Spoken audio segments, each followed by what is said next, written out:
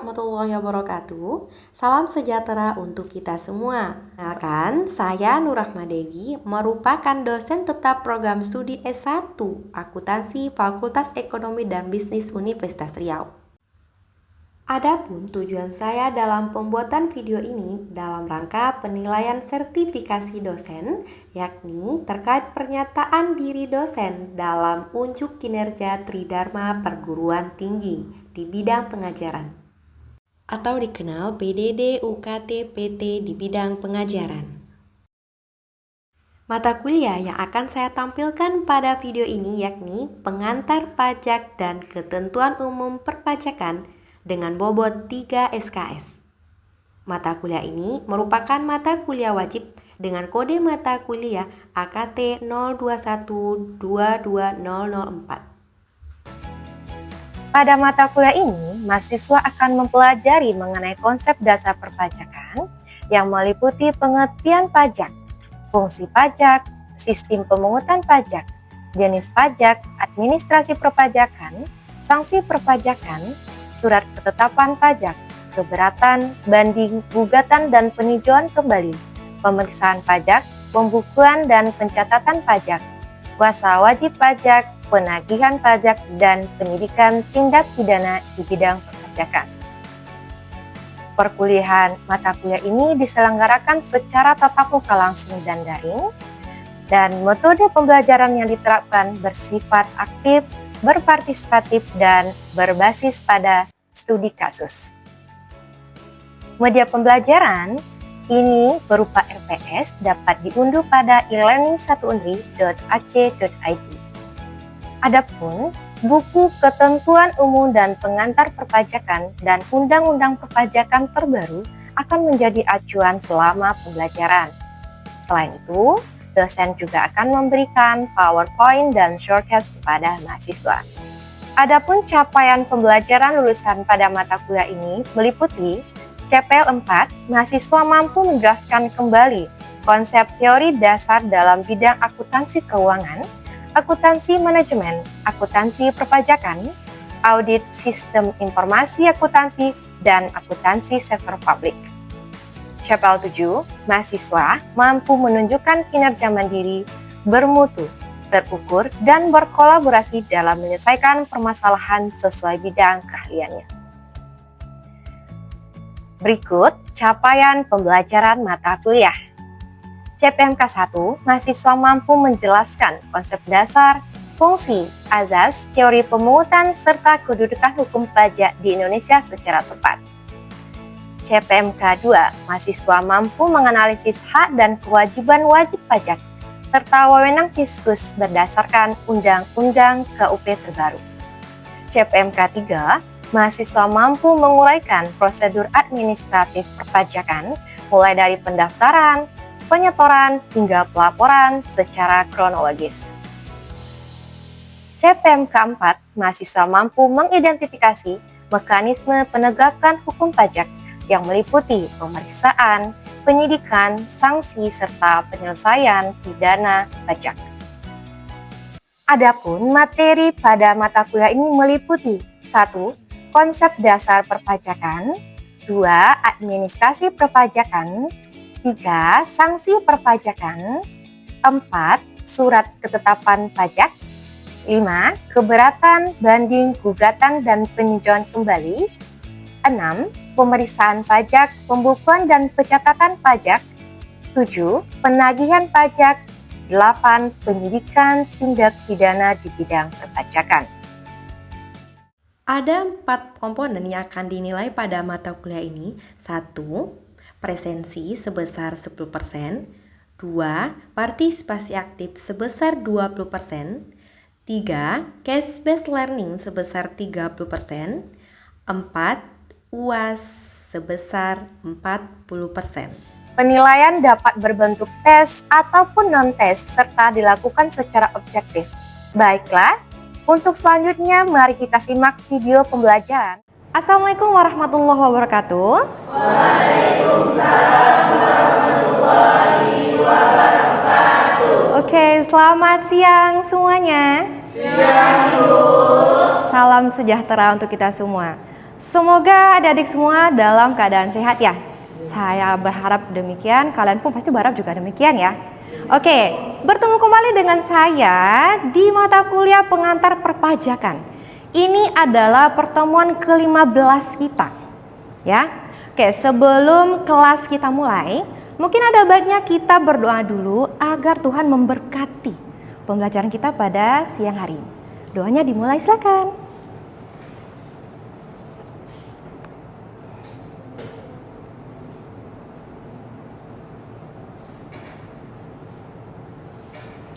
Oke, baik.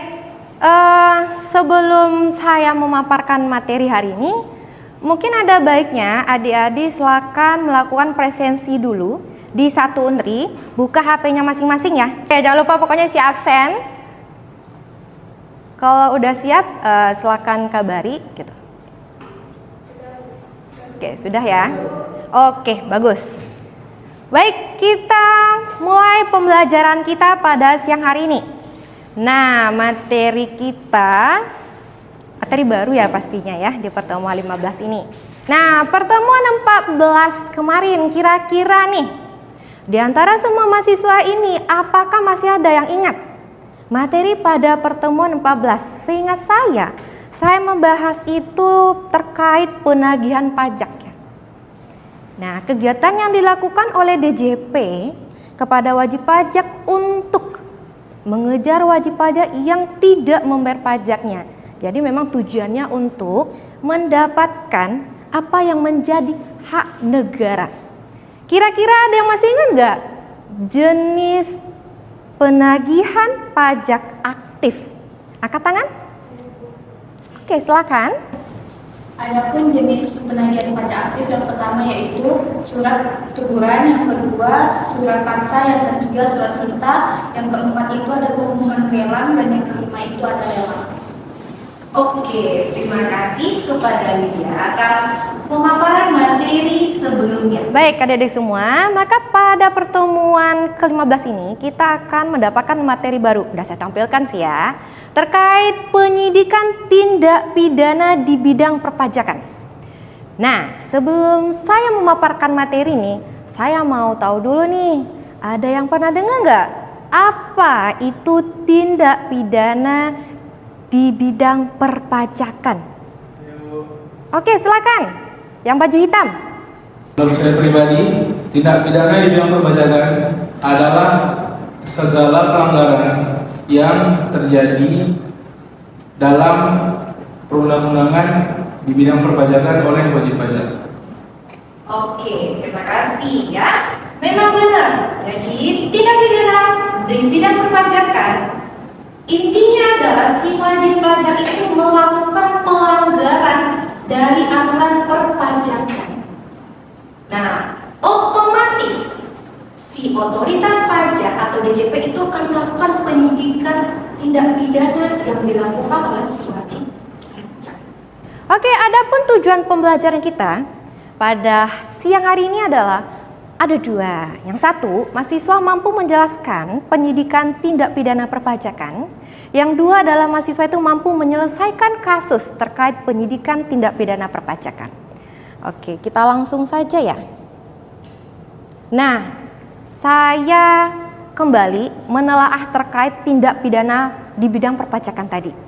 Nah, dengan adanya case seperti itu, maka akan dilakukan penyidikan tindak pidana perpajakan oleh DJP, khususnya penyidik, untuk mengumpulkan bukti dan membuat terang tindak pidana di bidang perpajakan, serta menemukan siapa sebenarnya biang keroknya, siapa sebenarnya tersangka yang melakukan tindak pidana perpajakan tersebut.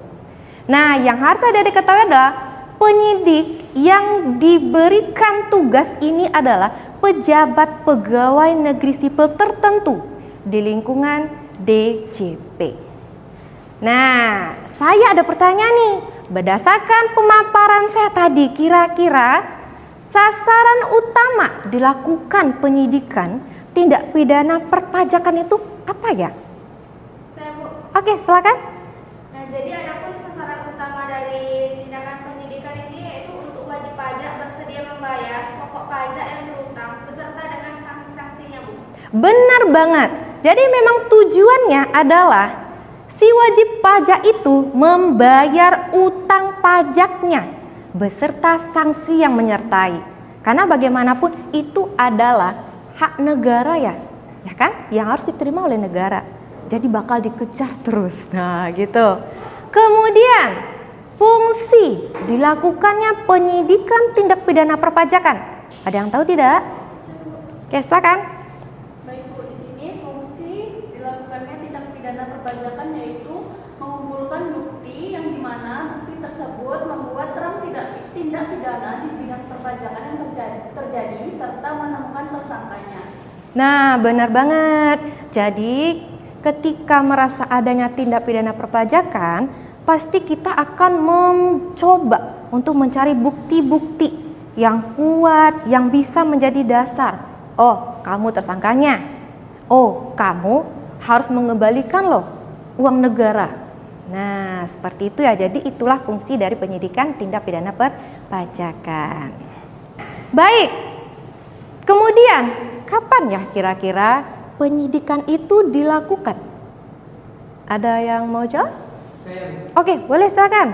Penyidikan pajak dilakukan ketika terdapat indikasi kuat terjadinya tindak pidana perpajakan berdasarkan hasil pemeriksaan awal atau investigasi yang menemukan bukti permulaan, kemudian dilakukan pencarian bukti tambahan untuk memperkuat dugaan pelanggaran tersebut. Nah, benar sekali ya disampaikan oleh temannya. Jadi ketika si wajib pajak itu melapor SPT, kalian wajib pajak jangan senang dulu. Karena suatu saat nanti kita akan dilakukan pemeriksaan oleh DJP-nya. Nah, ketika dilakukan pemeriksaan, merasa bahwa laporan keuangan mereka ini ada apa-apa nih, ada indikasi kecurangan yang dilakukan, maka itu akan menjadi titik awal dilakukannya penyidikan tindak pidana perpajakan. Setelah melakukan pemeriksaan, melakukan investasi yang tentunya gunanya untuk apa? Menemukan bukti-bukti. Baik adik-adik semua, sejauh ini paham dengan materi yang saya paparkan? Nah, baik, selanjutnya saya akan memberikan kasus di mana saya ingin adik-adik semua memecahkan kasus ini. Diskusinya per kelompok ya. Jadi silakan kalian beradu argumen bersama teman-temannya, menyatukan pemikirannya yang nantinya kita bisa mendapatkan penyelesaiannya seperti apa atau sebenarnya kasusnya itu seperti apa ya. Oke, silakan bagi kelompoknya dulu. Baik adik-adik, saya akan bacakan kasusnya ya. Boleh ditelaah kasus tersebut. PT Sinar Teknologi bergerak di bidang penjualan perangkat elektronik. Pada tahun 2025, perusahaan mengalami penurunan laba. Menjelang penyampaian SPT tahunan, Direktur memerintahkan manajer keuangan untuk menghapus sebagian data penjualan tunai dari sistem akuntansi sebesar 2,5 M agar pajak terutang lebih kecil. Saat dilakukan pemeriksaan, Fiskus menemukan adanya perbedaan antara data penjualan pada sistem kasir dan laporan yang dilaporkan dalam SPT. Apa yang saya inginkan dari kalian? Yang pertama, identifikasi perbuatan yang dilakukan oleh PT Sinar Teknologi. 2. Unsur kesengajaan apa yang menjadi bukti dalam kasus tersebut? Oke, saya berikan waktu 10 menit untuk mendiskusikan jawabannya. Silakan.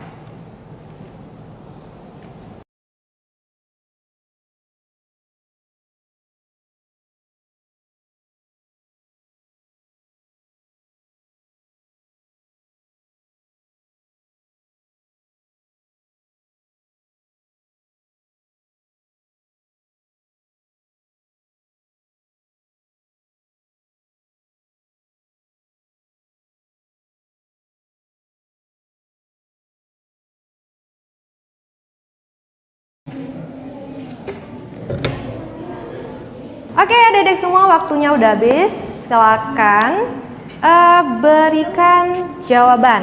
Oke, pertanyaan pertama dulu ya, yang tadi. Ada yang mau menjawab? Saya Bu. Oke, silakan. Jadi berdasarkan yang saya telusuri Bu, ada beberapa perbuatan yang dilakukan oleh PT Sinar Teknologi yang melanggar dan masuk kategori tindak pidana perpajakan. Yaitu yang pertama adalah menghilangkan atau tidak mencatat sebagian transaksi penjualan. Yang kedua, ada menyembunyikan penghasilan yang sebenarnya diperoleh oleh perusahaan untuk mendapatkan angka membayar pajak yang lebih kecil. Selanjutnya, menyampaikan SPT yang tidak sesuai dengan keadaan sebenarnya. Dan yang terakhir, mengurangi dasar pengenaan pajak secara sengaja yang menyebabkan omset dan laba yang diperoleh dan yang dilaporkan lebih rendah daripada kondisi sebenarnya, sehingga pajak yang dibayar menjadi lebih kecil. Nah, benar banget. Kita kasih aplaus dulu ya untuk temannya ya. Nah, oke, benar ya. Jadi perbuatan kesengajaan yang dilakukan oleh PT Sinar Teknologi ini adalah memang dia menyengaja untuk melakukan ketidakbenaran data ya, data akuntansinya dengan cara menghapus. Berarti intinya yang dilakukan itu memang ada unsur kesengajaan. Dan hal itu tentu tidak diperbolehkan dalam bidang perpajakan dan akan menjadi ranah tindak pidana perpajakan. Oke, bagus sekali. Oke, kita lanjutkan pertanyaan kedua mengenai unsur kesengajaan apa yang dapat dibuktikan dalam kasus tersebut. Ada yang mau jawab? Silakan. Unsur kesengajaan yang pertama ada Oh ya.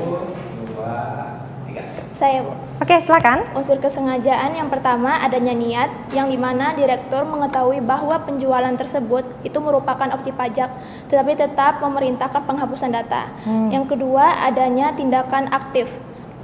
Maksudnya tidak hanya membiarkan kesalahan terjadi tetapi secara aktif menghapus transaksi dari sistem. Oke. Baik, terima kasih. Ada yang mau menambahkan?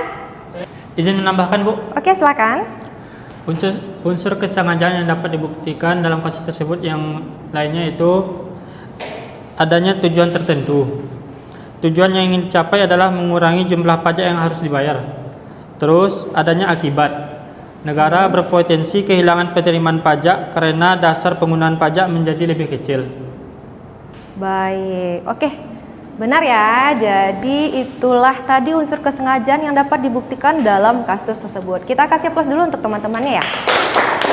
Baik, jadi itu ya inti dari kasus PT Sinar Teknologi ini, bahwa dia memang ada unsur kesengajaan, dia tahu yang dia perbuat itu tidak benar demi mencapai tujuannya untuk mengurangi jumlah pajak terutang.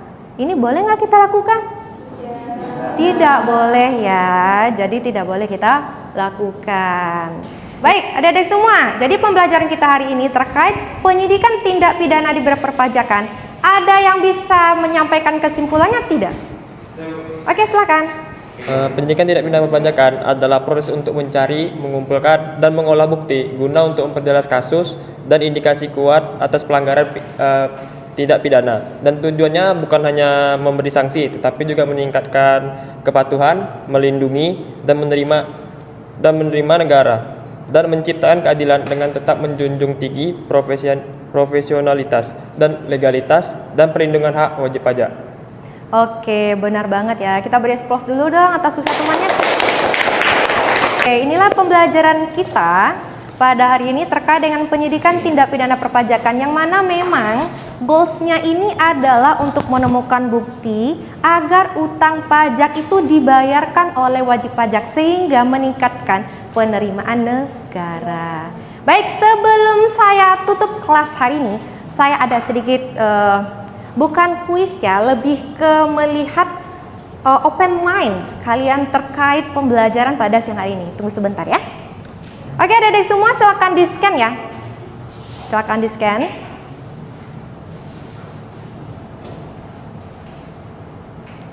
Nah, nanti akan muncul pertanyaan, apa saja yang menjadi faktor orang-orang melakukan tindak pidana perpajakan? Ya, khususnya wajib pajak ya. Silakan.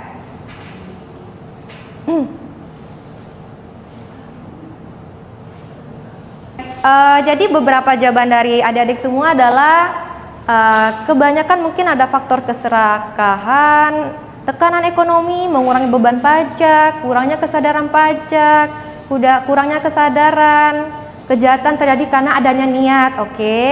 Dan bertemu dengan kesempatan, namanya pengawasan bisa saja ya. Jadi adik-adik semua, hal ini sebenarnya bisa jadi masukan suatu saat nanti kepada pihak pemerintah. Kalau misalnya suatu saat nanti nih adik-adik menjadi orang ya, menjadi orang yang berperan lah ya dalam bidang perpajakan. Baik adik-adik semua, jadi nanti ada tugas yang kalian kerjakan di rumah. Ya, nanti saya bakal kirim file tugas kasus terkait dengan penyidikan tindak pidana di bidang perpajakan. Nanti jangan lupa dikerjakan secara individu ya. Baik, saya rasa cukup sekian untuk pembelajaran kita pada siang hari ini. Saya mohon maaf atas semua kekurangan. Saya tutup. Assalamualaikum warahmatullahi wabarakatuh. Waalaikumsalam warahmatullahi wabarakatuh. Terima kasih. Sama-sama. Demikian video pembelajaran yang telah saya berikan. Besar harapan agar video ini menjadi penilaian yang baik bagi Bapak Ibu Asesor untuk sertifikasi dosen saya. Atas perhatiannya saya ucapkan terima kasih. Assalamualaikum warahmatullahi wabarakatuh.